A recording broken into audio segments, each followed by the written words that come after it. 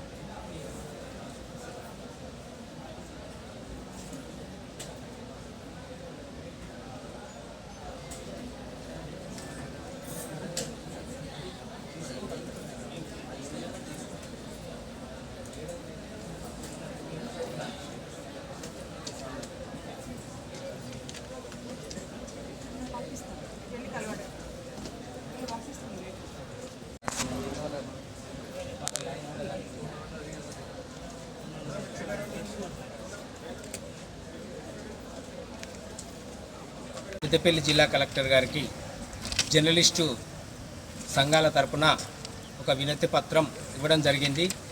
ఆ వినతి పత్రం ఏంటంటే జర్నలిస్టు పిల్లలకు ప్రైవేటు విద్యా సంస్థల్లో 100% రాయితీ ఇవ్వాలని ఒక రిప్రజెంటేషన్ ఇవ్వడం జరిగింది. దీనికి కలెక్టర్ గారు స్పందించి మీరు గతంలో ఎంతమంది ఈ అక్రిడేషన్ కార్డు ఉపయోగించుకొని వర్కింగ్ జర్నలిస్టులు ఎవరైతే ఫీజు రాయితీ ఎంత పొందిందో ఒకసారి ఒక లిస్టు కూడా దాన్ని ఇవ్వాలని అడిగారు. దాన్ని తీసుకొని ఇస్తామని చెప్పాం.